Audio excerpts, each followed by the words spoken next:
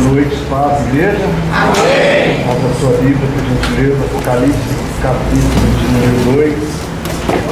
Apocalipse, capítulo 2, versículo de número 18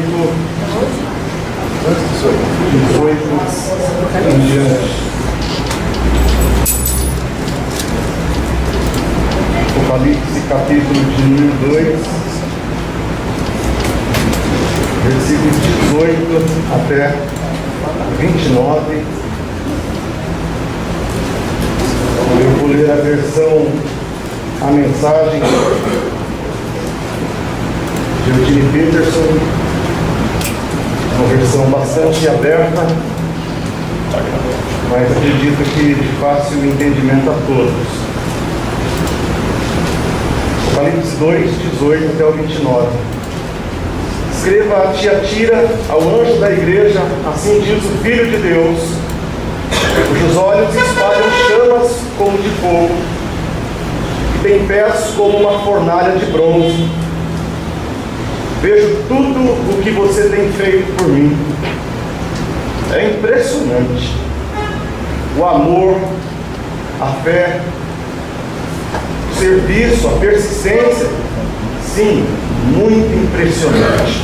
Você está melhor a cada dia. Todavia, por que você permite que Jezabel, que se diz profetiza, seduza meus servos queridos para uma religião libertina que nega a cruz? Eu até lhe dei uma oportunidade de mudar de vida, mas ela não quer desistir de sua carreira de negócios religiosos. Estou a ponto de eliminá-la com seus parceiros e acabar com esse jogo de sexo e religião. Vou extirpar a prole bastarda de sua idolatria. Então cada igreja saberá que a aparência não lhe impressiona, porque examino cuidadosamente toda a motivação e cuido para que você receba o que merece. Quanto ao restante da igreja, que não tem parte neste traje e condena o flerte com o diabo, se mostra como algo profundo, estejam certos de que eu não vou deixar a vida de vocês mais difícil do que já é. Apeguem-se à verdade que vocês conhecem até que eu venha. Esta é a recompensa que veio para todo vencedor, para aquele que se apega à verdade, recusando-se a desistir. Vocês vão governar as nações. O rei, pastor de vocês, governa com a firmeza de um cetro de ferro, e a resistência das nações será frágil como um vaso de barro. Esse foi o dom que meu Pai me deu, e eu passo a vocês, e com ele a estrela da manhã. Seus ouvidos estão abertos? Então ouça as palavras do vento. O Espírito está soprando através das igrejas. Amém. Hoje à noite, Tiatira, a igreja que brincou de pecar. Quando olhamos para a igreja de Éfeso, nós vemos que a igreja de Éfeso era uma igreja com boa doutrina, com bom ensino, mas que tinha uma falha horrorosa. Eles deixaram o primeiro amor. Bons de Bíblia, mas apáticos à vida. Quando olhamos a igreja de Esmirna, encontramos uma igreja fiel, perseguida, exemplificada na fidelidade do seu pastor Policarpo. Semana passada, quando analisamos aqui a terceira igreja, a de Pérgamo, a igreja da capital, nós percebemos que aquela era uma igreja que infelizmente tolerava falsa doutrina em seu meio, a doutrina de Balaão e dos Nicolaítas. Hoje nós vamos falar da igreja de Tiatira, uma igreja que brincava com o pecado, que flertou com o diabo, que brincou com sexo e religião. Eu quero começar essa mensagem fazendo algumas perguntas. É possível a igreja ser abundante em dons espirituais e ainda assim ela estar doente? Pentecostal até moço,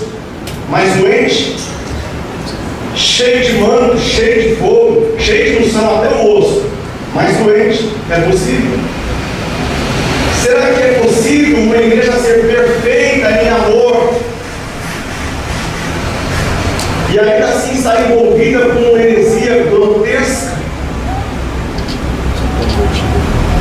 Será que é possível a igreja estar envolvida na sua missão integral, na assistência social engajada, na ajuda aos pobres, aos necessitados, e ainda assim essa igreja conviver com práticas dentro dela que se assemelham à feitiçaria? Uma igreja engajada no serviço social, mas cujos comportamentos e teologia do culto mais parecem um centro de macumba? Será que é possível essas situações acontecerem na vida de uma igreja? Bom, a resposta é sim a todas as três perguntas. Tiatira foi essa igreja abundante em dons, praticante no amor, perseverante em boas obras, acima de tudo cheia de fé, elogiada por Cristo em todos esses aspectos, mas profundamente doente. Hoje eu vou falar de três temas bastante polêmicos. Primeiro, da ausência de santificação na igreja, que desembocou em imoralidade sexual. Quando a igreja se cala no assunto da santidade e imoralidade sexual, é o que vem em seguida. Já tira essa igreja. Vou falar de um segundo tema polêmico, que é a ausência do julgamento da igreja para com seus profetas, desembocou em uma mulher, uma profetisa, que disseminou através da sua profecia ensinos horrorosos na vida da igreja. Então, a ausência de santificação que desembocou na imoralidade, a ausência da crítica, a ausência do julgamento para com os profetas da igreja, essa ausência de julgamento desembocou numa igreja com falsa profecia, com falsos profetas. E terceiro, a ausência do conhecimento de Deus, que desembocou naquela igreja um interesse em conhecer as coisas profundas de Satanás. Pessoas que lá não conheciam Deus profundamente, mas se gabavam de conhecer, como diz o verso 24, como eles dizem, os profundos segredos de Satanás. Uma igreja boa em demonologia, uma igreja boa de batalha espiritual, uma igreja boa de quebra de maldições, de quebra de correntes, uma igreja boa para falar de espírito, de pombagira, uma igreja boa para falar de Zé Mulamba, Chucaveira e Tranca-Rua. Conhece muito de capeta e pouco de Deus, muito de capeta, pouco de vida, muito de capeta, pouco do Espírito Santo. Essa igreja é a igreja de Tiatira.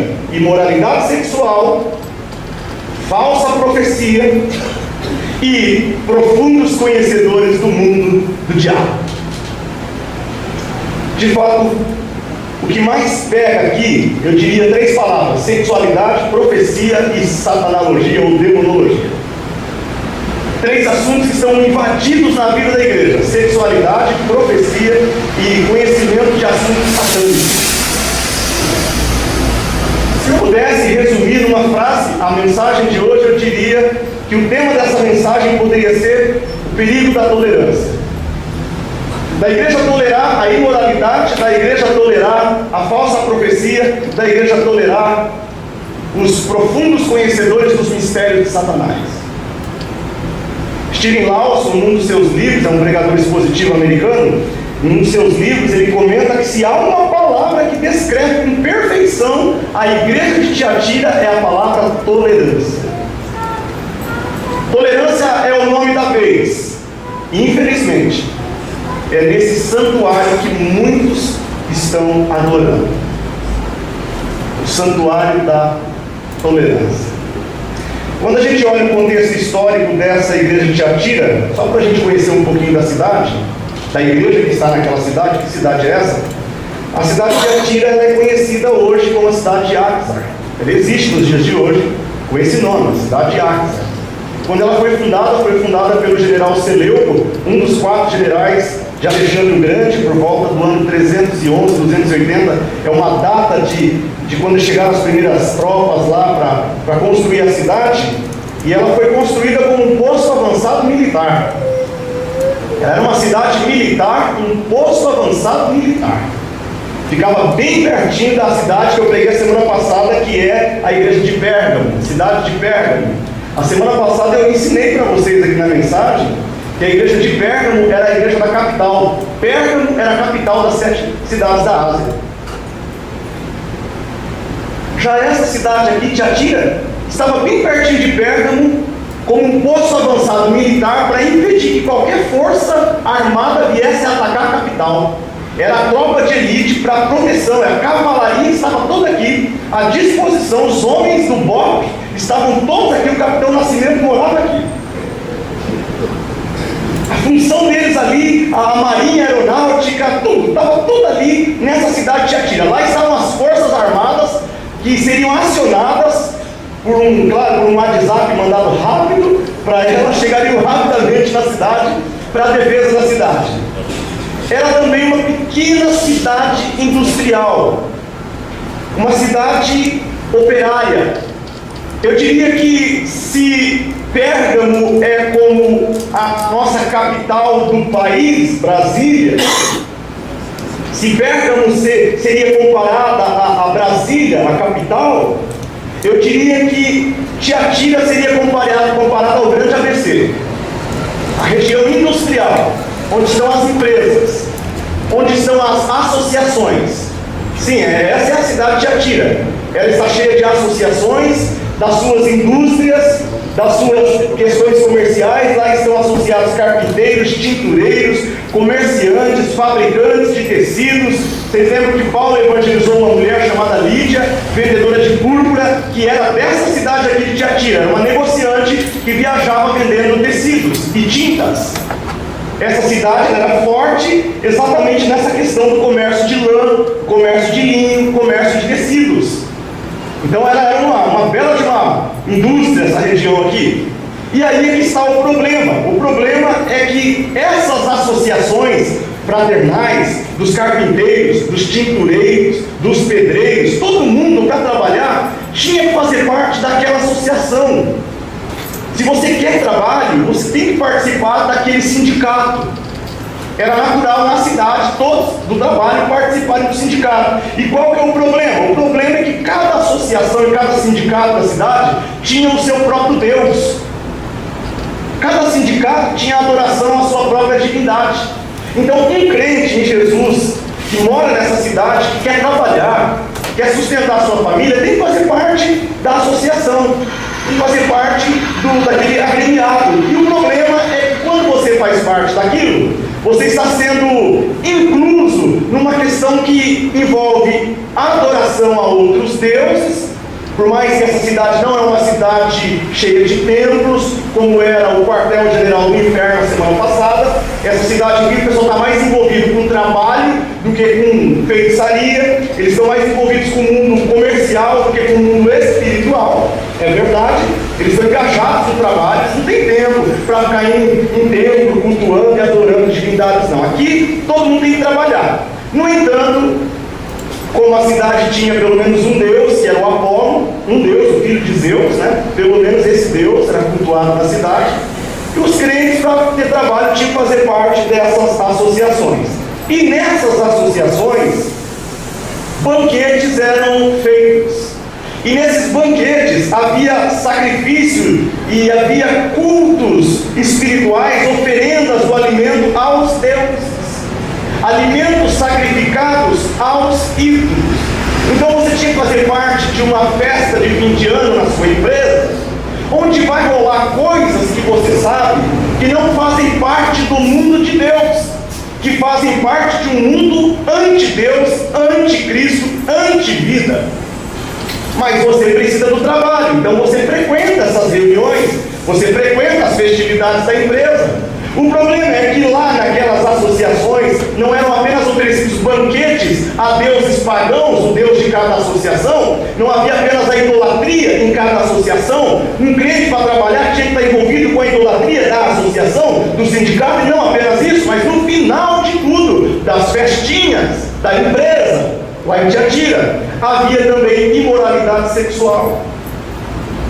As pessoas da cidade não tinham Deus. A sexualidade andava solta.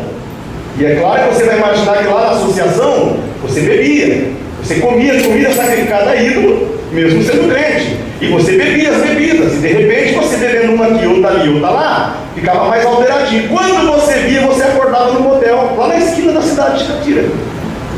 Quando você voltava no outro dia, você não estava em casa, você estava na cama com uma mulher.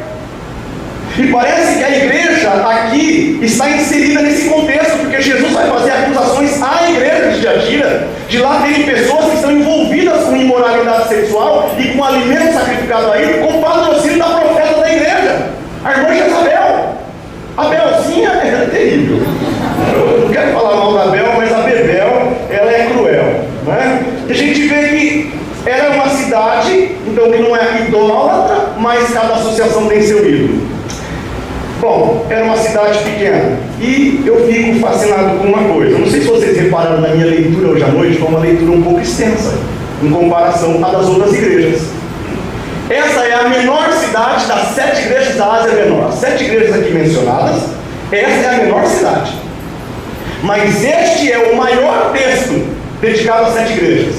A menor igreja, a maior exortação. A menor igreja, a maior palavra. Vamos dizer assim, em termos de texto, o discurso é bem maior. Então, para ser um pregador expositivo aqui é bravo. Você tem um texto longo pela frente para trabalhar. Claro que eu vou judiar de vocês hoje à noite, vou tentar passar só para você entendendo qual que é a moral de cada história, de cada texto, e o que Deus está exortando cada igreja. De Éfeso, a questão do amor. A de Esmirna não tem exortação, a igreja fiel na perseguição. A de Pérgamo, uma exortação para que eles voltem à sã doutrina e parem de ouvir Balaão e Nicolau. Agora aqui, cuidado igreja, cuidado, porque você nessa de arrumar emprego, nessa de você não pode ficar sem sustentar a sua família, nessa de festinhas de final de ano na sua empresa, numa hora dessa a gente está envolvido com paganismo, está envolvido com ritual macabro, numa hora dessa está envolvido com imoralidade sexual lá na empresa e não sabe por quê. Então aqui tem uma palavra de Cristo. Vamos dizer assim, o Senhor Jesus começa se identificando. Fiquem com a Bíblia aberta, por gentileza. O Senhor Jesus começa se identificando aqui no versículo de número 18. Ele diz ao anjo da igreja em Tiatira: escreva, estas são as palavras do Filho de Deus. Jesus se descreve aqui abertamente, ele se identifica, ele diz: quem vai falar com uma igreja acossada por imoralidade sexual, quem vai falar com uma igreja acossada por profetas, quem vai falar a uma igreja acossada por conhecer mistérios do diabo, é aquele que é simplesmente o Filho de Deus. Quem vai tratar com a igreja não é o pastor Rubens. Quem vai tratar com a igreja não é o anjo da igreja. Quem vai tratar com a igreja é o Senhor da igreja. Quem vai tratar com a igreja é aquele que é nada mais, nada menos do que o Filho de Deus. Eu não sei como a igreja lá e cá receberá esta mensagem, mas aquele que vai falar começa dizendo: quem vai falar com você hoje à noite é o Filho de Deus. E eu vou fazer o máximo aqui para que o Filho de Deus fale com vocês, e que esse filho da mãe aqui fale pouco. Que hoje à noite você pode ouvir a voz do Filho de Deus ou do Filho da mãe. Eu espero que você ouça a voz do Filho de Deus, porque Jesus começa identificando o que ele tem a dizer. Você tem que saber quem é que está falando com você, porque se você não souber quem é que está falando com você, você vai olhar e falar: quem é esse sujeito? Quem ele pensa que é? Está falando, está achando que sabe do quê? Quem vai falar é o Filho de Deus. Essa é a única vez no Apocalipse que aparece essa expressão, Filho de Deus. E por que ele começa dizendo Filho de Deus? Porque naquela época, César era tido literalmente como filho dos deuses. E Jesus entra contrapondo, dizer: quem vai falar com você não é o filho dos deuses, César. Quem vai falar com você é o verdadeiro Filho de Deus. Tem os falsos filhos de Deus e tem os verdadeiros, o verdadeiro Filho de Deus. Eu digo os verdadeiros porque até então ele era um unigênito, né? Mas desde que eu passei aqui em Cristo, agora ele é o primogênito, ele é o primeiro de muitos e eu estou na fila. Então eu também sou filho de Deus. Mas nessa forma de dizer que quem vai falar com você hoje à noite é o Filho de Deus, para você entender um pouquinho melhor, ele faz uma outra afirmação aqui no versículo 18. Ele diz: não sou apenas o Filho de Deus, mas sou aquele que tem um olhar penetrante. Olha o versículo 18 ainda. Ele diz assim: essas são as palavras do Filho de Deus, cujos de fogo, o que ele está dizendo é aquele que vai falar com você hoje à noite, é o Filho de Deus, é aquele que vai falar porque sabe, é aquele que vai falar porque vê, é aquele que vai falar porque o olhar sonda o seu coração, é aquele cujos olhos são como chamas de fogo, penetrantes, consumidores, é aquele que com a sua onisciência, com o seu olhar, vê os lugares secretos do seu coração, é aquele que coloca uma sonda bem no seu homem interior e o descreve, é aquele que penetra o seu ser e desmascara qualquer fingimento, é aquele que descobre todos os seus mais profundos desejos e anseios. Jesus, irmãos, ele vê o que ninguém pode ver, ele julga a essência das nossas atitudes, ele avalia as nossas motivações, ele pesa as ambições, ele observa os pensamentos mais secretos, tudo se acha descoberto diante dos olhos de Jesus. Então você precisa ter noção, aquele que vai falar com você é o Filho de Deus, e por gentileza não diga que ele está errado, porque ele tudo vê, e ele vê o que ninguém vê, ele vê o que a sua mulher não vê, ele vê o que o seu pastor não vê, ele vê o que o seu marido não vê. Então quem vai falar com você é alguém que vê profundamente dentro do seu coração. É aquele cujo todas as coisas estão expostas diante do seu olhar, que é como chama de fogo. Não há como ficar no escondidinho. Aquele que te olha tem olhos como chama de fogo, que a tudo ilumina, traz às claras tudo que está oculto. Não vem dizer nessa noite, não é comigo. O Filho de Deus diz, é com você, e você sabe que é com você. Glória a Deus. O que o Senhor vê nessa igreja? O que o Senhor, que é o Filho de Deus e que tem os olhos como chama de fogo, o que ele vê nessa igreja? Bom, eu quero destacar aqui 4 realidades a respeito do que Cristo vê nessa igreja. 4 realidades, eu disse. A primeira realidade: Tiatira era uma igreja que progredia diante dos olhos do Senhor.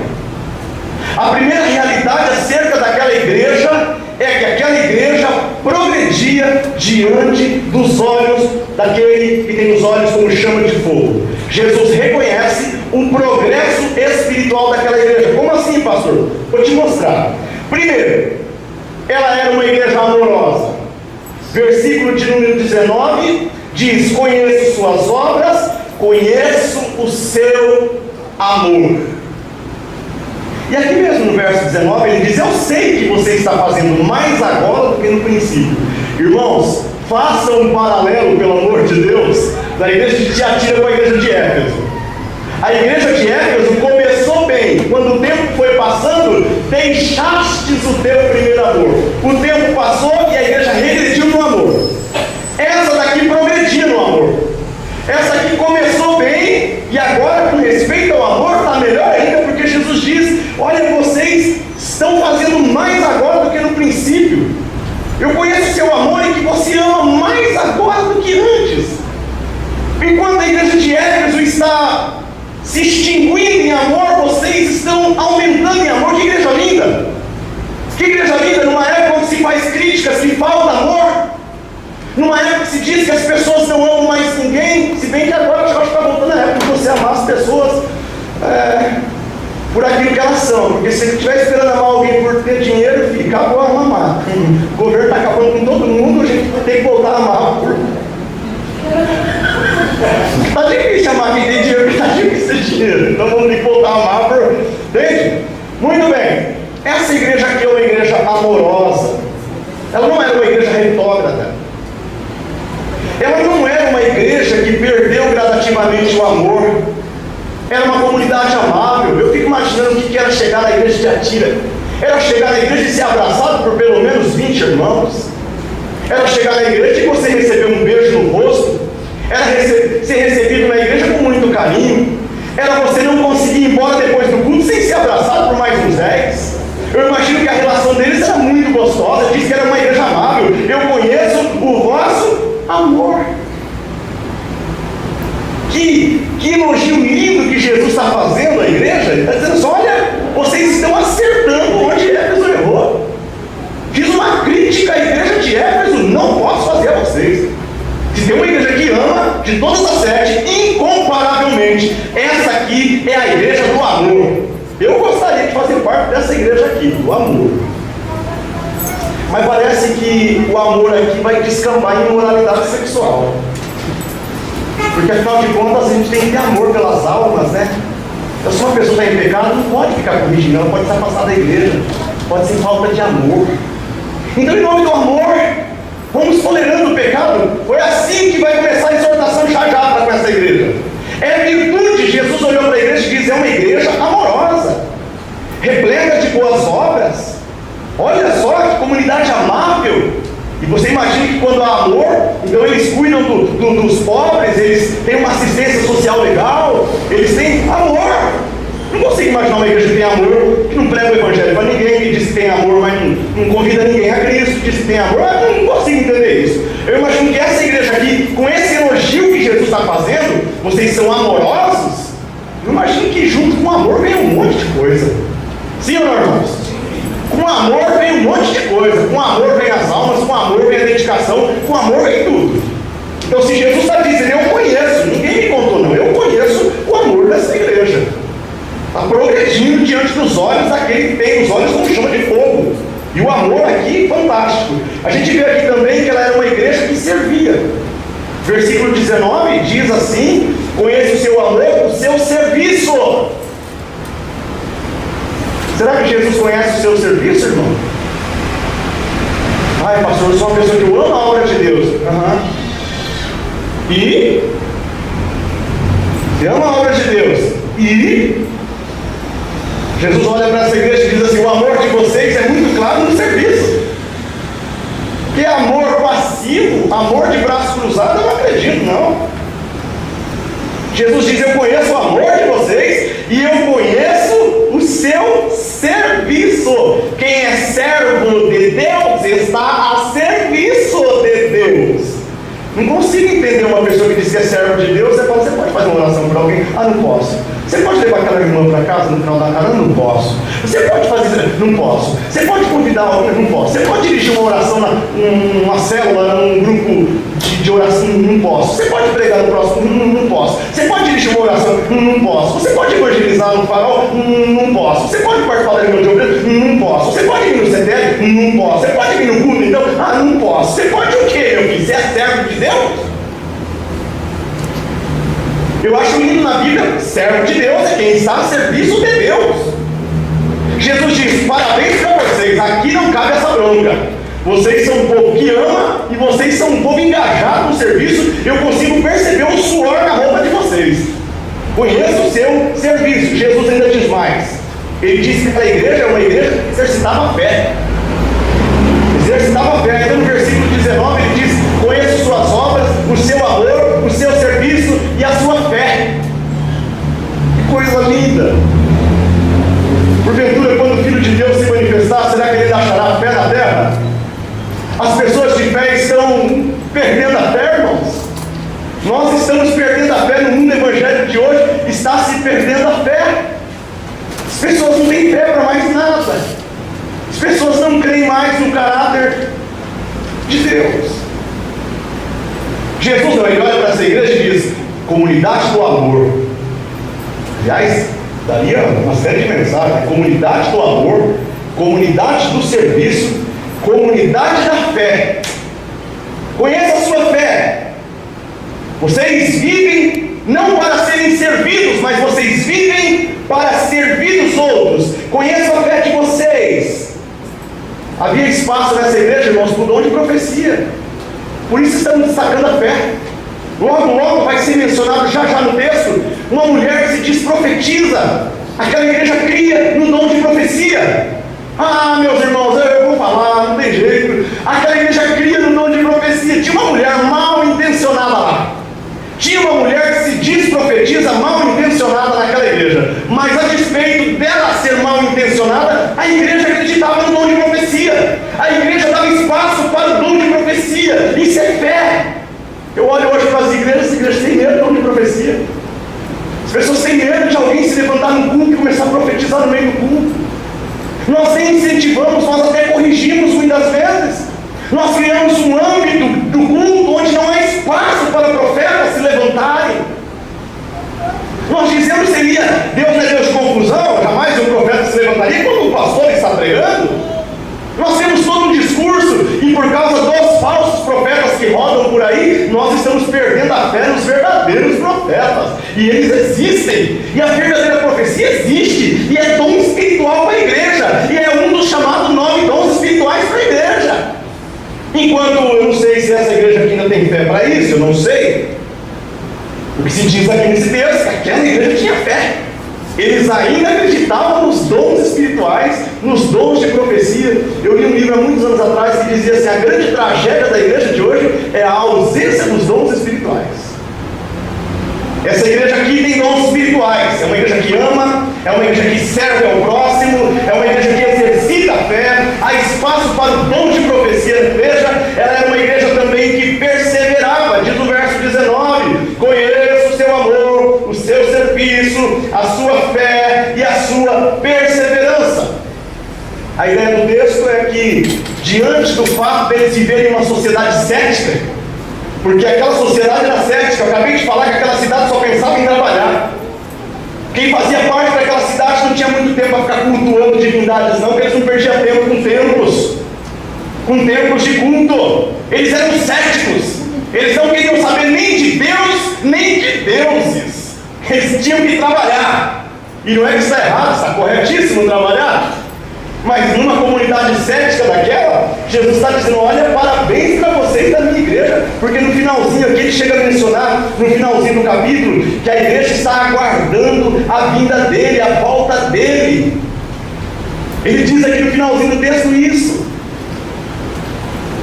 vocês estão aguardando a volta de Cristo, vocês ainda respeitam os dons espirituais, a despeito de algumas pessoas abusarem do dom no meio dessa igreja. Vocês são uma comunidade engajada para abençoar os outros, vocês são pessoas amáveis umas com as outras. Eu imagino que lá ninguém levantava a voz que nem o pastor Rubens, eu imagino que lá era uma doçura assim que, eu acho que não tinha nenhum cara que nem assim, meio estouradinho para falar, pá. Já foi em igreja assim que você chega assim, a liturgia, o camarada até para te dar uma bronca, ele dá uma suavidade, sabe? Tipo assim, que nem o pastor Fernando, até para dar uma bronca, ele, sabe? O pastor Rubens já chuta o pau da barraca, o pastor avacalha tudo. Lá não tinha um cara que nem eu, não é possível. Se o jeito dele deve ser muito gostoso. Eu acho que eu não conheço uma igreja assim, ainda não. A comunidade do amor. Fantástico, fantástico. Igreja que ama, igreja que persevera, igreja que trabalha em prol do próximo, igreja onde a fé ainda existe, onde são perseverantes numa sociedade cética, num mundo onde só se pensa no trabalho, no ter e no ganhar dinheiro, você ser uma pessoa espiritual. E era uma igreja que crescia.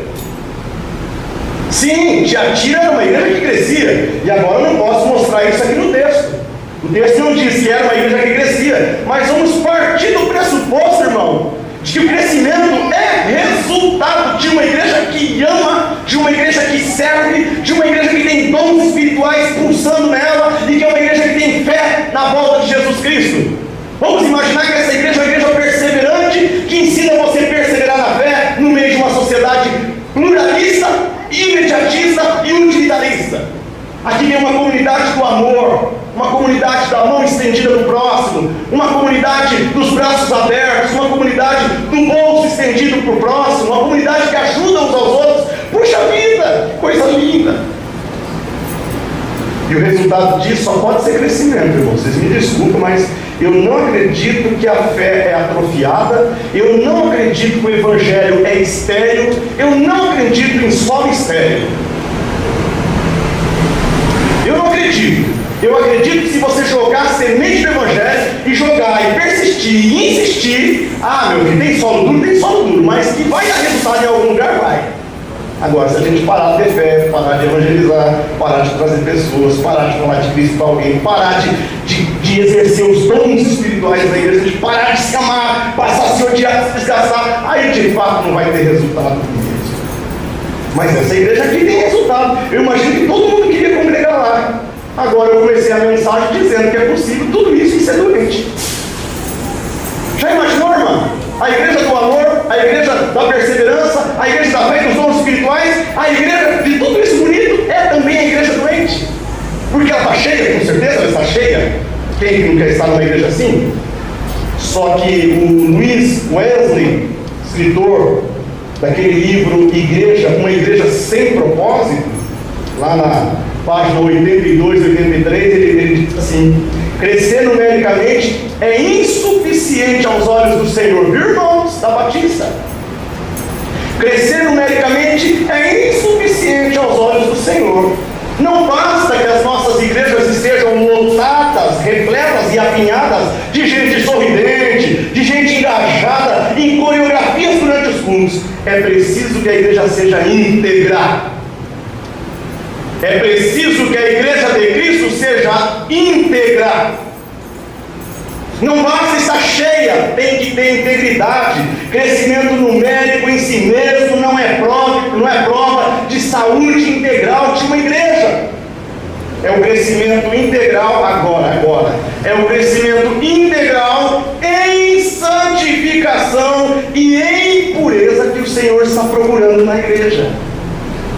É crescimento integral em santificação, crescimento integral em pureza que o Senhor está procurando na igreja. Tudo isso com santificação e com pureza, e exatamente não no crescimento, mas no crescimento com santificação e com pureza. É nessa santificação, nessa pureza que a batata passou do lado da igreja. Ela era uma igreja que crescia por causa do amor, da perseverança, do serviço, da fé, dos dons espirituais. Ela progredia. Mas quando o Senhor procurou crescimento integral em santificação e em pureza, em pureza, não em impureza, em pureza, aí o Senhor não achou. E eu tenho a impressão que aquele tem os olhos como chama de fogo. Se começar a andar pelas igrejas cheias hoje à noite, se começar a andar pelas igrejas lotadas hoje à noite, e ver igrejas com crescimento integral, igrejas engajadas no serviço social, igrejas voltadas para os dons espirituais hoje à noite, sem procurar tudo isso em santificação e em pureza. Agora chegar na santificação e na pureza, Jesus vai ter que começar a fazer críticas. Porque se você olhar para você, se eu olhar para mim hoje à noite, será que eu sou uma pessoa que participa do crescimento integral da minha igreja em santificação e em pureza? Vai pegar para o lado da igreja por causa disso. Eu disse que são 4 realidades na vida dessa igreja. A primeira realidade foi que o Senhor viu que ela era uma igreja que progredia aos seus olhos. A primeira realidade é essa. Jesus não nega, vocês estão progredindo como igreja do amor, como igreja do serviço, como a igreja da fé e dos dons espirituais, como a igreja da perseverança e como a igreja do crescimento como resultado de tudo isso. O problema é que, em segundo lugar, a segunda realidade acerca daquela igreja é que Tiatira era uma igreja que tolerava imoralidade sexual em seu meio. Veja só como pode a igreja do amor, a igreja da fé, a igreja do serviço, a igreja do fogo, do mando, dos dons, a igreja que está pulsando, está crescendo, como pode ela entrar agora nessa segunda palavra? Tiatira era uma igreja que tolerava imoralidade sexual em seu meio, verso 20 e 21, por gentileza. No entanto, contra você tenho isso. Você tolera Jezabel, aquela mulher que se diz profetiza, unge no manto do fogo, com seus ensinos. Ela induz os meus servos à imoralidade sexual e a comerem alimentos sacrificados a ídolos. Dei-lhes tempo para que se arrependesse de sua imoralidade sexual, mas ela não quer se arrepender. Por isso vou fazê-la adoecer. Ela quer pecar na cama? É na cama que ela quer pecar? Vou botar ela na cama. Vou fazê-la adoecer e trarei grande sofrimento aos que cometem adultério com ela, a não ser que se arrependam. 23, matarei os filhos dessa mulher. Então todas as igrejas saberão que eu sou aquele que sonda as mentes e os corações. Irmãos, olha para mim, por gentileza. Era uma igreja amável, prestativa no serviço. Jesus está batendo palma para a igreja, dizendo: olha, vocês são a igreja dos dons, a igreja da fé. Não negue que você seja a pessoa do poder, da unção, não negue. Não negue que essa comunidade está indo de vento em popa, não nego. Vocês estão no caminho certo. Mas eu quero fazer uma ressalva. Eu não quero tudo isso na minha igreja sem santificação. Uma igreja cheia de gente que não se santifica. Me perdoa, irmãos. Eu tenho uma mensagem guardadinha há uns 3, 4 anos, nunca preguei em igreja nenhuma. O título dela é o seguinte: Santidade, 2 pontos. Afinal de contas, o que aconteceu com ela? Santidade, 2 pontos. Afinal de contas, o que aconteceu com ela? Cada dia mais e mais a santidade some das igrejas. Cada dia mais e mais nós não falamos mais sobre santificação. E sem santificação, ninguém verá o Senhor. Nós estamos sendo a comunidade da badalação, mas não a comunidade da santificação. Falar de pecado sexual, meu Deus do céu, isso causa mal-estar no culto. Imagina o mal-estar que Cristo deu na igreja aqui. Vocês estavam indo bem, vocês são o povo do fogo tutano. Mas tem uns aí que tem fogo em todas as partes.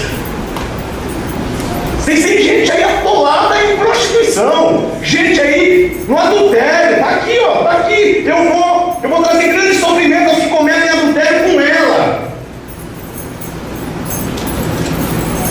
Irmãos, eu coloquei aqui, ó, deslizes e declínios éticos.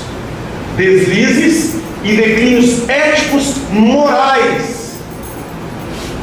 E também doutrinários. Ocorrem esporadicamente na vida da igreja, sim ou não?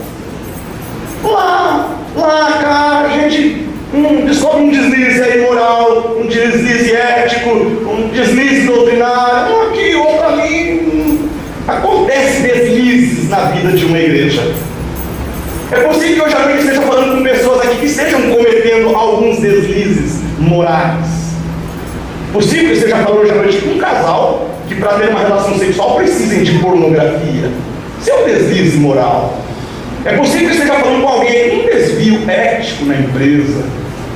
É possível que esteja falando com alguém com um desvio doutrinário. Esporadicamente acontece sim na vida da igreja. E para nós isso ainda se chama escândalo. Glória a Deus por isso. Isso se chama escândalo. Basta observar a história. Quando de repente aquele pastor famoso, você descobre que ele teve um declínio moral, ele adulterou, todo mundo, uau! Por que esse espanto? Porque nós admitimos que aquela pessoa, ela estava, ou nós imaginamos que aquela pessoa estava para além da possibilidade de tal pecado. Então aquela pessoa cometer esse tipo de pecado escandaliza a gente. Você fala, puxa, não é normal, aquela pessoa não é disso. Então o espanto, a palavra utilizada aqui, o escândalo, isso é natural na vida da igreja. Mas me preocupa que nós estamos vivendo dias onde declínios éticos, morais e doutrinários já não são mais escândalos. A igreja já está tolerando de tal forma que aquilo que antes era um escândalo, porque era o rompimento de um padrão. O casal era casado para até que a morte separe. Quando você via um casal crente divorciado, aquilo era um escândalo. Porque aquilo era o rompimento de um padrão, uma coisa geral que ninguém imaginava, que não é normal. Mas chegou um dia na vida da igreja quando os divórcios passaram a acontecer, nós não nos escandalizamos mais. Ao contrário, a gente procura bases bíblicas até para respaldar o divórcio da pessoa.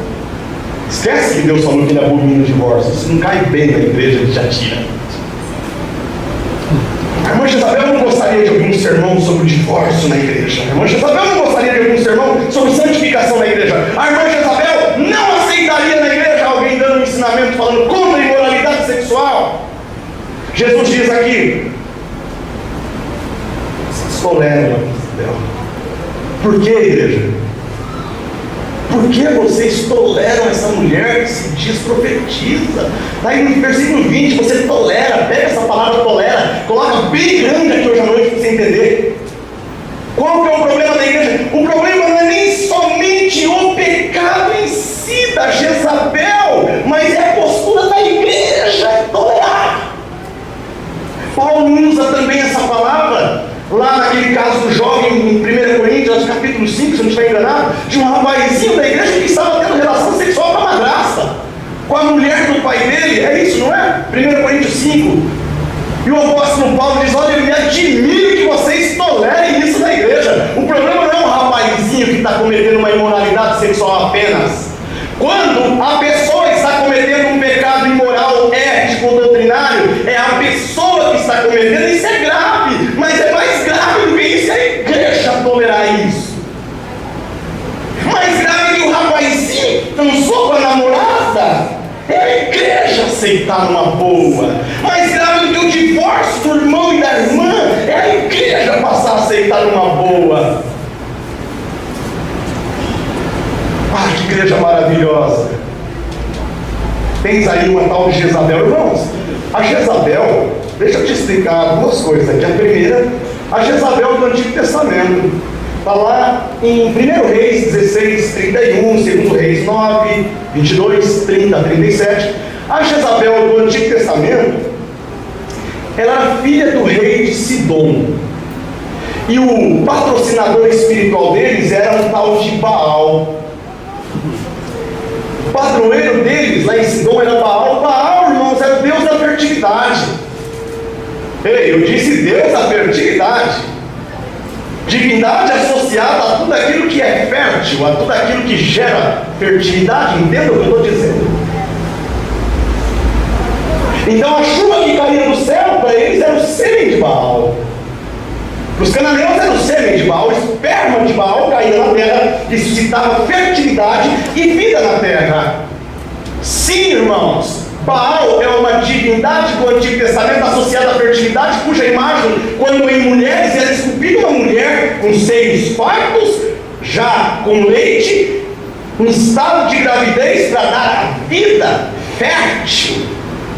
Quando esculpido uma figura masculina, os postes ídolos da Bíblia, para quem não sabe, os postes ídolos eram imagens de homens esculpidos em estado de ereção.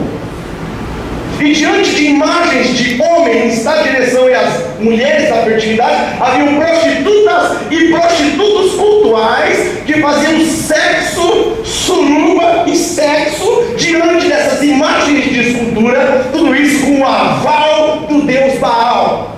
Qual é o problema? É que essa endemoniada dessa Jezabel se casou com um rei de Israel, um homem desavisado, um homem que não deveria ter se misturado com aquela mulher. Só o nome dela já lembra coisa ruim. Jezabel é igual Cascavel. O homem não teve discernimento espiritual, achou linda aquela capetona, porque ela devia ser uma capetona daquela, né? Achou linda aquela capetona e topou ir para o inferno com ela.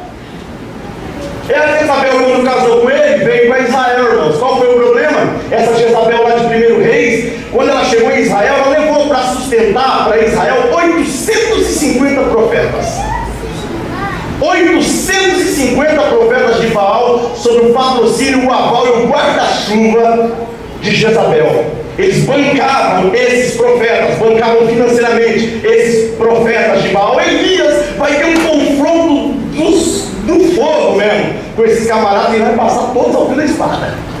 Elias vai exterminar esses camaradas, mas já será tarde. Essa mulher já terá inseminado na vida de Israel toda a prostituição e toda a cultura do sexo.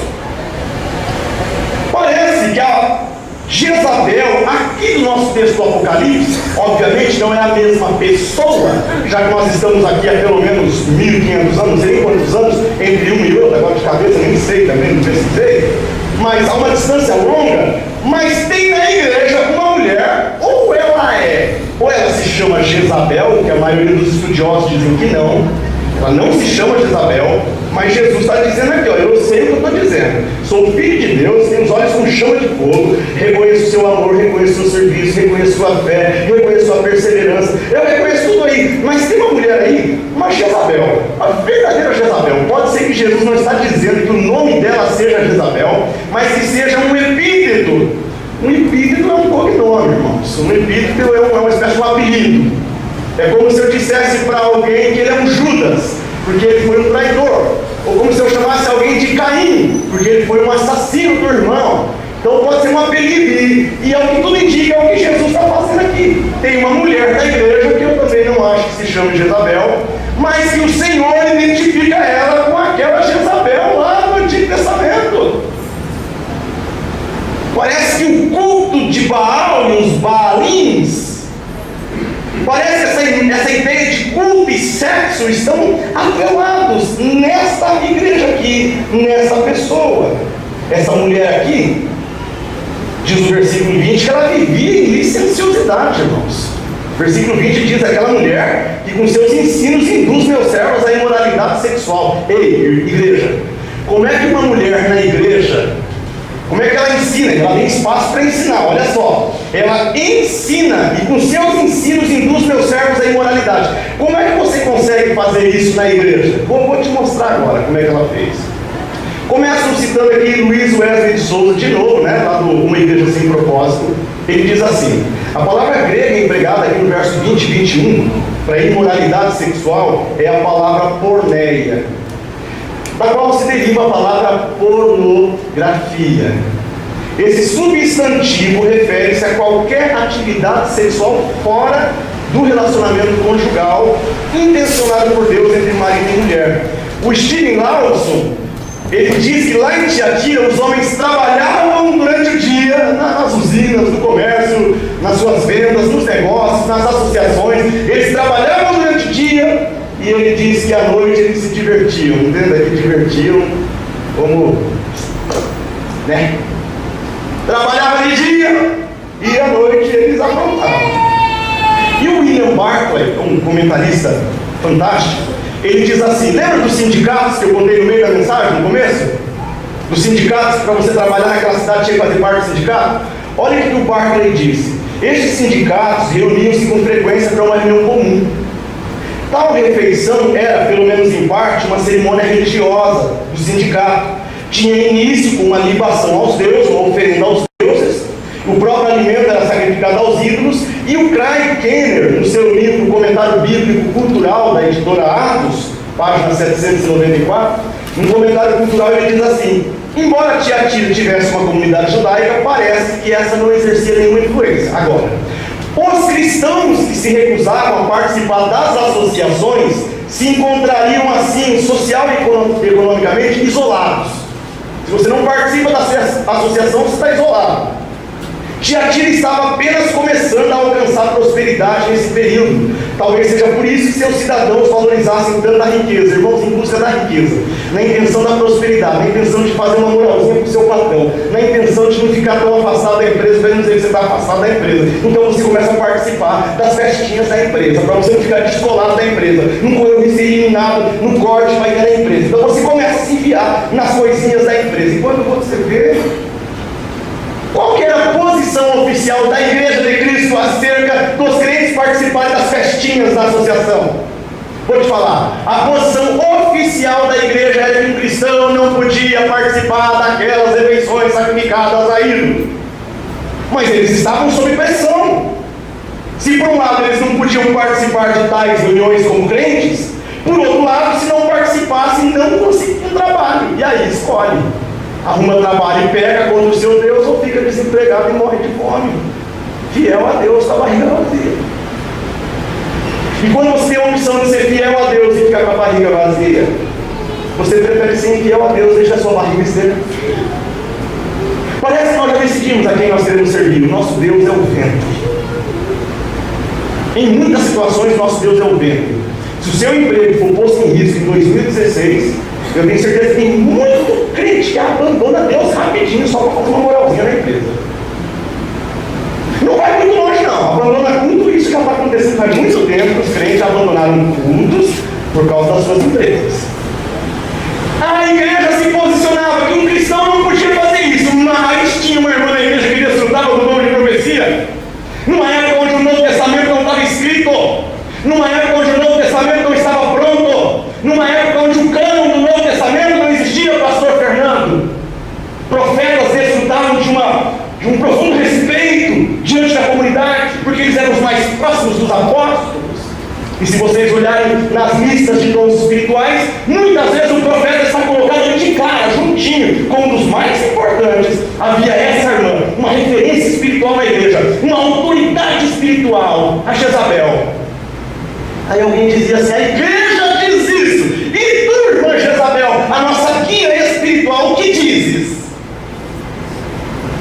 Aí Jesus fala assim: olha, ela está com seus ensinos. Ela está aqui, ó, aqui no verso 20. Com seus ensinos, ela está induzindo meus servos à imoralidade sexual e a comer alimentos sacrificados ao ídolo. A referência direta. Enquanto a igreja condenava a participação do sindicato, a irmãzinha da igreja, a profeta da igreja, a que galgava de um status espiritual por ter o dom de profecia, orientava as pessoas que fossem na festividade. E que na hora de comer os alimentos sacrificados ao ídolo, o ídolo não é nada, comessem os alimentos. E se no final rolasse alguma coisa, que rolasse. Ela estava dando um aval, pastor Maurício, para as pessoas participarem daquele ritual, ou seja, pagando alimentos sacrificados ao ídolo, bem como depois, logo depois, mais alguma coisinha, depois de comer a carne, mais alguma coisinha. Parece que a irmã Jezabel dava esse tipo de ensino meio que dizendo assim, segundo ela, abre aspas: Deus há de ser complacente, meus filhos. Deus é amor e há de ser misericordioso. Vá na festinha, Deus sabe o seu coração, Ele te entenderá. É mesmo, é mesmo. Irmã Jezabel, eu vou ou não vou? Se eu não for, eu perco o emprego. Se eu não for, eu não ganho dinheiro. Faça o quê? E ela diz assim: filho, aprenda uma coisa: negócios são negócios. Deus entende. Ou quem sabe ela dizia assim: esta filha, como é que é, senhor? Como é que é? Como é que é? Estou entendendo. Filha, essa será uma grande oportunidade espiritual para que pontes sejam construídas entre a igreja e o mundo, filha. Se vocês participarem das suas festas, eles também um dia visitarão a nossa igreja. Então vá para a festa, e um dia eles irão para a igreja. O que tem de crente? O que tem de crente que diz: ah, pastor, eu vou. Quem sabe um dia eles não vêm também na igreja. Isso, filho, vai. E vai começar a chegar o dia em que você não irá mais para a igreja. E o Senhor está de olho.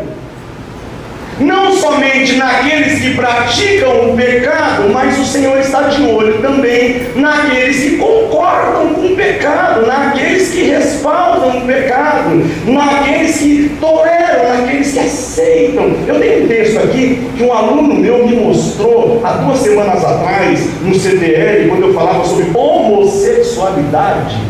Ai, que igreja tolerante. A igreja tem que tolerar em nome do amor, não é? Você vai me ouvir hoje à noite, não vai? A igreja tem que tolerar, não pode falar nada porque é falta de amor. Tia Tira tinha bastante amor. Aí Jesus fala: a igreja do amor tolera imoralidade sexual. O irmão me mostrou esse versículo lá no Romanos 1, fala sobre homossexualidade. Aí no finalzinho ele fala de homens que deixaram sua paixão pelas mulheres, se inflamaram uns pelos outros, homens com homens, e receberam esse mesmo castigo merecido por sua perversão, porque a Bíblia chama de perversão. Mas a igreja do amor não pode falar de perversão, tá? Aliás, pastores do amor não podem falar mais de homossexualidade. Isso é ser radical. Aí eu vou te mostrar um versículo aqui, Romanos 1, o último versículo, 32. Olha o que diz o 32. Embora conheçam o justo decreto de Deus, de que as pessoas que praticam tais coisas, homens com homens, mulher com mulher, merecem não somente continuam a praticá-las, mas também aprovam aqueles que as praticam. Há um juízo de Deus, não só sobre aqueles que praticam, mas também aqueles que aprovam os que praticam. Há práticas que envolvem imoralidade sexual que você, crente, pode não estar envolvido na prática, mas se você tolera, você está junto. Isso é muito claro. Não somente os que praticam, mas também aprovam aqueles que praticam. Chegou um tempo na vida da igreja que a igreja não pode mais falar de divórcio. Incomoda. Não importa se casou de novo e biblicamente está em adultério. Ah, ele não pode falar isso, pastor Rubens. Imoralidade sexual incomoda. Não pode falar de homossexualidade porque se incomoda. A palavra utilizada aqui é porneia, irmãos. Conheço muito bem a palavra porneia.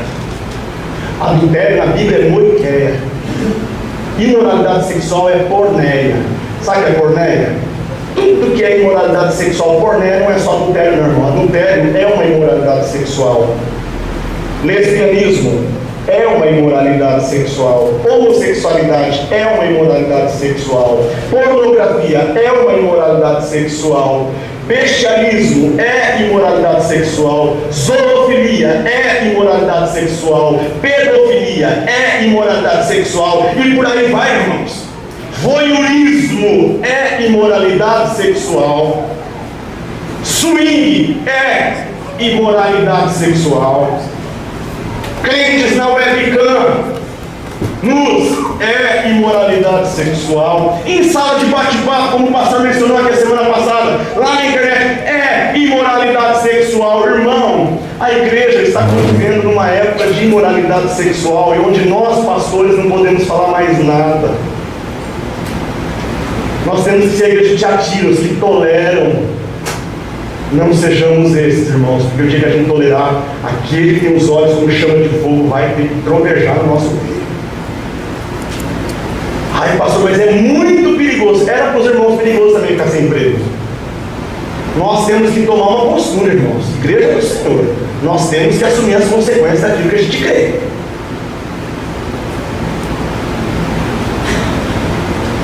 Pior de tudo é que aqui o versículo 21 diz que eles eram submissos, eles não aceitam reprimenda. Não aceita, você está falando, eles não aceitam. Olha o verso 21. Dei-lhes tempo para que se arrependessem da imoralidade sexual, mas eles não querem se arrepender. Ela não quer se arrepender. Eu estou dando tempo para ela. Olha que lindo isso. Deus está dizendo, estou dando tempo para ela se arrepender da sua imoralidade sexual, mas ela não quer. Já pensou nisso, irmão? Quando o Senhor está tratando com uma pessoa sobre imoralidade sexual, diz, estou te dando tempo para mudar, meu filho. Mas a pessoa não quer. São submissos.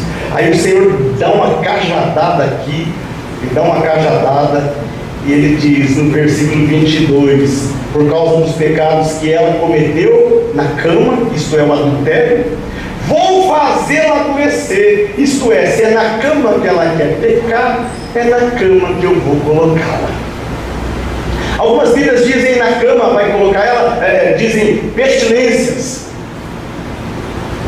Traí pestilências a Jezabel. Irmãos, a ideia de pestilências em algumas Bíblias, deixa eu te lembrar, pestilências são o mundo dos germes. Tá? Pestilência é o mundo das pestes, dos germes. Pastor Rubens, germes, explica um pouquinho melhor. Eu vou te explicar, por exemplo, doenças sexualmente transmissíveis. DST, germes. Vou colocar pestilência. O mundo dos germes vão visitar essas pessoas.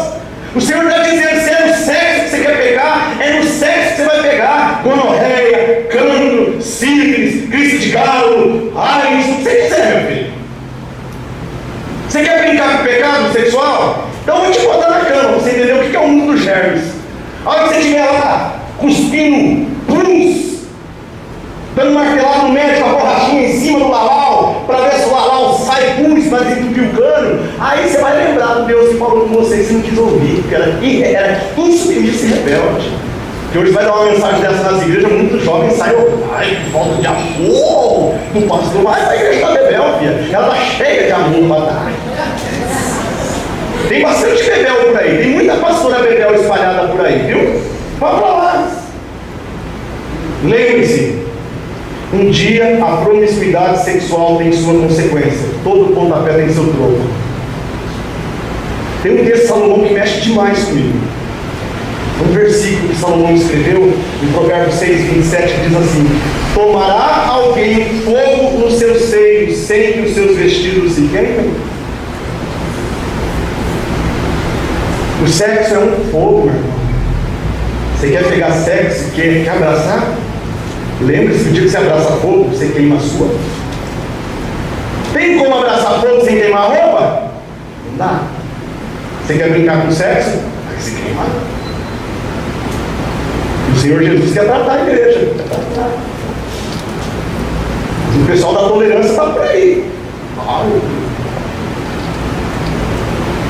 Conclusão que eu chego aqui: a ausência da santificação naquela igreja desembocou nessa prostituição espiritual e física.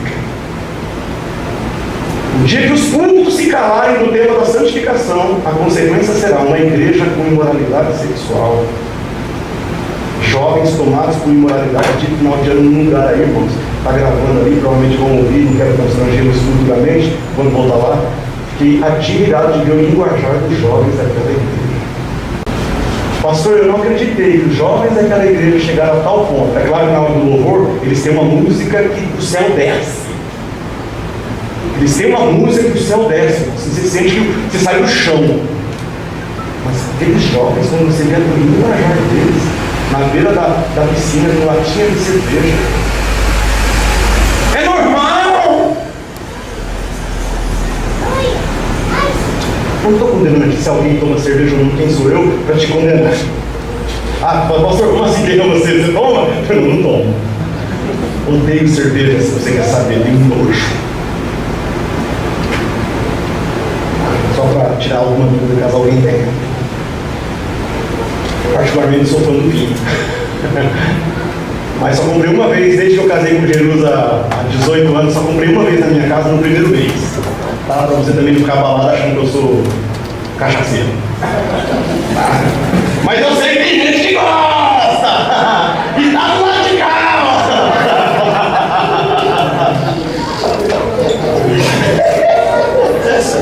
Vamos voltar aqui, irmãos. Que situação, irmãos!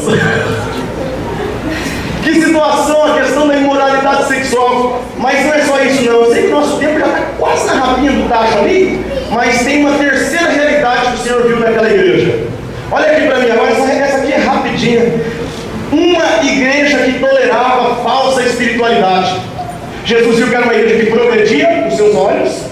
Ele viu que era uma igreja que tolerava a imoralidade sexual. E terceiro, ele viu uma realidade que é a falsa espiritualidade. Verso 20, aquela mulher que se diz profetiza. Toleras uma mulher profetiza, que é tão maligna quanto foi Jezabel. Irmãos, a Jezabel de Tiatira, apresentando-se como profetisa, engendrou um grande mal na vida da igreja. O uso equivocado do dom de profecia pode engendrar um câncer, um cancro na vida de uma igreja. Os profetas eram altamente valorizados, como eu disse agora há pouco. Eles eram vistos como os mais próximos apóstolos. E a lista que eu falei dos dons, onde eles são destacados, é 1 Coríntios 12, verso 28. Os profetas têm um destaque fantástico. Em 1 Coríntios 12, 28, bem como em Efésios 4 e 11. O Senhor concedeu alguns como apóstolos, outros como profetas, outros como evangelistas, nós pastores, lá no finalzinho, e outros como mestres, esse pessoal que ensina a Bíblia, lá no finalzinho. Profeta é o segundo da lista em importância. Os apóstolos, deu outros para profetas, outros para evangelistas, outros para pastores, lá na rapa do tacho, os caras que ensinam a Bíblia, os mestres. E se tem uma coisa que os profetas odeiam, é uma pessoa com dom de mestre. Porque onde um mestre estiver presente, ele vai denunciar e vai desmascarar o falso profeta. Por isso, pode ver que há um mal-estar entre os que ensinam e os que profetizam. Geralmente o pessoal que profetiza em igreja não gosta do pessoal que ensina. Fala que o pessoal que ensina está na letra, está na cara. E que eles estão na unção. E o pessoal que ensina, soca sem dó nem piedade. Os profetas. A ausência de mestres na igreja abre as portas para os profetas. Irmãos, a pergunta é: como é que a gente pode distinguir uma profecia quando vem de Deus e quando não vem? Número 1, a vida do profeta. Pelo fruto você vai conhecer. Número 2, a profecia tem que estar de acordo com a palavra de Deus, a Bíblia. A profecia tem que estar de acordo com a palavra de Deus. A pessoa chega para você para profetizar e diz assim: filha, assim diz o Senhor teu Deus, eu aprovo o teu divórcio. O da Bíblia diz: eu odeio o divórcio. Esse outro diz: filha, eu aprovo o teu divórcio. O profeta, a profecia, o conteúdo da profecia tem que bater com essa profecia aqui, meu chapa. Porque se o Deus dessa Bíblia falou uma coisa e esses profetas estão falando outra, a profecia é falsa. Ah, minha filha, eu lembro de um caso da Igreja Batista, que eu fui pastor da Batista por algum tempo lá em Campo Grande, e uma jovenzinha chegou para sair da igreja e falou assim: pastor, eu preciso sair dessa igreja. Eu falei: por quê? Porque eu fui no lugar e Deus usou uma pessoa de profecia e falou para mim: tu vai sair de lá, e se você não sair dessa igreja em uma semana eu te mato. Falou para mim que Deus falou para ela que se ela não saísse da minha igreja em uma semana que ele matava ela. Eu falei: filha, está liberada, pode ir. Pode ir, senão Deus te mata, não quero ser culpado da sua morte não. Meu, que bom que nós estamos chegando, irmãos. Terrorista, talibã. Sabe, esse pessoal é Al-Qaeda, é Al-Qaeda da fé.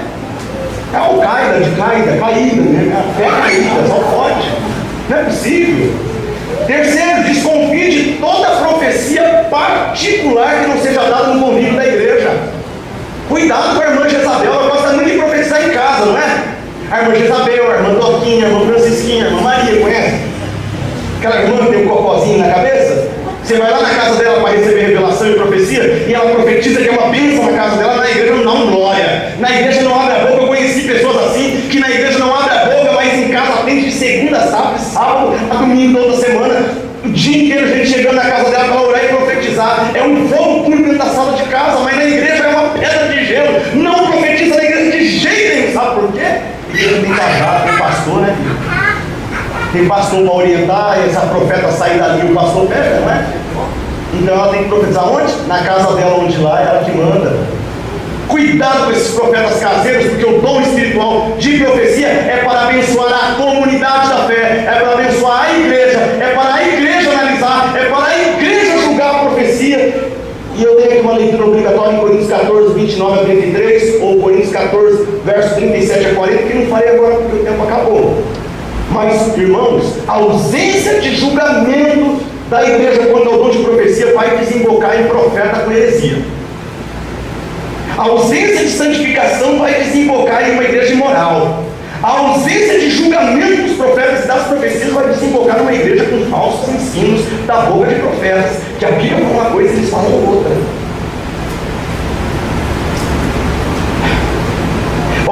Não aceite, por favor, não aceite, desconfie desses profetas do óbvio. Cuidado com esse pessoal aí, profeta caseiro, profeta do caos. Só abre a boca para falar desgraça. Eu estou vendo uma sombra preta atrás de você. Meu, tu não consegue ver uma vez uma coisa boa, cara? Porque toda sombra tem que ser preta. Vai ser preconceituoso no inferno, meu amigo. Racista. O que ele tem contra agora? Sabe, chega pro pastor da igreja: pastor, eu te vi em sonho e revelação. Vocês estavam numa caixa, chegaram para mim, vocês estavam numa caixa d'água bebendo uma água suja. Meu, a pessoa quer acabar comigo na frente da igreja, só pode. Pronto, irmão, tudo que é ruim comigo. É água da cheia de dengue, é água do rio que ela nasceu, eu estava no. Meu filho, não é nada não, viu? Pega leve aí, meu chapa, porque está difícil. Cuidado com esses profetas do óbvio. Minha serva, aí o Senhor poder, sou teu Deus, viu? Aí te olha, a irmã, sou teu Deus, viu? Eu quero confirmar aqui que eu estou sobre a tua vida. Olha, o diabo está querendo acabar com você, sim. Alguma novidade? Mas eu estou propondo livramento. Sabe aquele câncer que você tinha? Eu tinha câncer que você tinha, mas estou curando agora.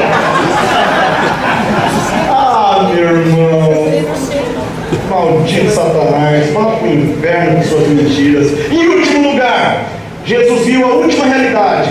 Tiatira era uma igreja que praticava batalha espiritual baseada em fonte satânica. O verso 24 para mim é chocante. Aos demais que estão em Tiatira, e a vocês que não seguem a doutrina dela, a Jezabel, e não aprenderam, como eles dizem, os profundos segredos de Satanás. A vocês, tem uma parte da igreja, glória a Deus por isso, tem uma parte da igreja que não segue os ensinos dela, e não conhecem, e não querem saber dos profundos segredos naquela igreja, se dizia que a melhor forma para se combater o diabo era conhecer ele pessoalmente. A melhor maneira de falar do inferno era descer no inferno para ter uma divina revelação do céu e uma divina revelação do inferno. Então alguém lá na igreja começou a semana do Exu Caveira. Nós vamos explicar como é que trabalha o Exu Caveira. Venha saber aqui na campanha da igreja como é que trabalha em Iemanjá. Você não pode ir para as férias no mar sem saber como trabalha o Espírito das Águas. A Bíblia diz aí Isaías 40 que Deus tem as conchas do universo inteiro, do planeta Terra todo na concha da sua mão, e quem tem que cuidar, não sabe um pouquinho água para não perder. E lá no meio tem uma tal de poderosa Iemanjá. Ai, que medo que eu estou tendo, ó. As águas do mundo inteiro na concha do meu dedo, lá tem aí, o Senhor olha para ela e diz, Iemanjá. O peteleco, coitada. Aí eu tenho de crente que tem esse Deus que segura todas as águas, o Índico, o Pacífico, o Mediterrâneo, meu Deus do céu, tanta água. Esse Deus segura a água na mão, está com medo de Iemanjá, porque foi numa campanha onde a irmã Neuza Tapioca falou que a Iemanjá trabalha assim, trabalha daquele jeito, trabalha daquele jeito, e não sei o quê, e porque é o espírito do Zé Mulão que atua na vida dos coitados palmeirenses, e porque não sei o que lá, e que o outro não sei o que lá, é a pomba gira. Eu mostrei para os irmãos semana passada lá no meu Facebook que é a pomba gira. Quem não sabe o que é a pomba gira, você vai ver lá a pomba girando na empresa. Não, mas é a pomba gira, onde é Cosme e Damião, meu Deus do céu, mal olhado, tranca a rua. E de repente você chega em igreja, se o cara sabe o nome da Babalorixá, Ialorixá, Exu Caveira, Exu Formiga, tem o meu Exu Formiga. Eu achei fantástico. Fui ler sobre Exu Formiga, desanimei. Falei, isso aqui, lançaram um filme de super-herói Formiga, não foi? Deixa aquele Formiga para pegar esse Exu Formiga, porque não dá. Irmãos, que tem de crente com medo de macumba, com medo de outra coisa. Eu vi um vídeo semana passada da Apóstola Sol. A Apóstola Sol diz que essas igrejas, esse pastor fraco, tudo fala que é macumba, eles não sabem nada do mundo espiritual. Vem aqui que a Apóstola Sol vai te ensinar o que é o mundo espiritual das trevas. Eu falei, não quero na minha igreja, não quero onde eu congrego, não quero onde eu prego, não quero com pessoas que eu convivo, gente que conhece o mundo das profundezas de Satanás. Ainda me interessa o mundo do meu Deus. Aí eu vou chamar o tio Chico, esse feiticeiro. O cara chega aqui e começa a falar que ele comia estômago de defunto, que ele comia não sei o que lá, e a tripa de carneiro e bode, e barba de bode, não sei o que lá, e comia crista de galo, sei lá o quê, e comia não sei o quê, e aí ele fica, o cara fala de capeta, nossa, aí vem um coitado aqui, ensina a Bíblia uma hora, fica olhando, esse cara é carnal.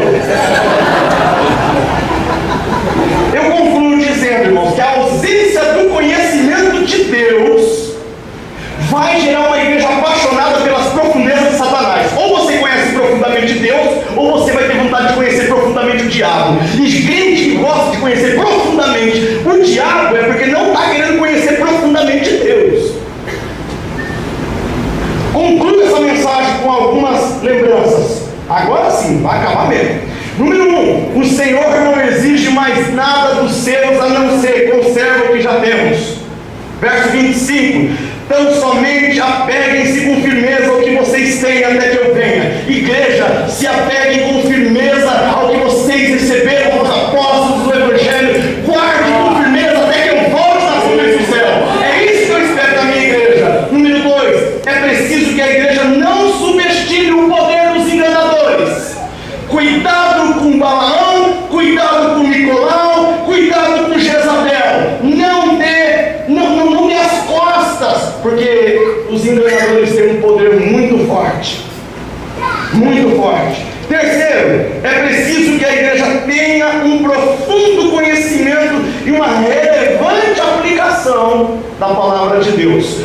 Subnutrição bíblica faz com que irmãos e irmãs tornem-se suscetíveis ao engano. Crentes desnutridos, subnutridos espiritualmente, estão vulneráveis ao engano de Satanás. Quem está subnutrido, se encontrar Balaão, Nicolau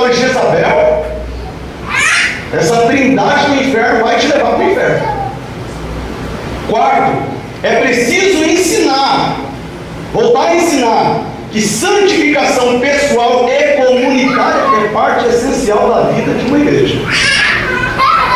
A igreja não pode ser só a igreja dos talentos, a igreja da pregação, a igreja do louvor bonito, a igreja do amor, do abraço, a igreja dos pastores que abençoam, das pessoas que ajudam pobres. Não pode ser só essa igreja, tem que ser a igreja santa também. Uma igreja santa para o Deus santo, um pastores santos para o Deus santo, jovens santos para o Deus santo, mulheres santas para o Deus santo, casais santos para o Deus santo, crianças santas para o Deus santo, igreja santa para o Deus santo. Se a gente esquecer da santidade, nós vamos descambar na imoralidade, é para valer. Sexto, é preciso manter o crescimento, mas não a qualquer preço, pastores. A gente quer crescer, sonha muito crescer, mas não pode ser a qualquer preço. Não pode ser às custas da tolerância. A gente não pode barganhar. Cuidado. E último lugar, é preciso saber que os profundos segredos de Satanás não nos interessam.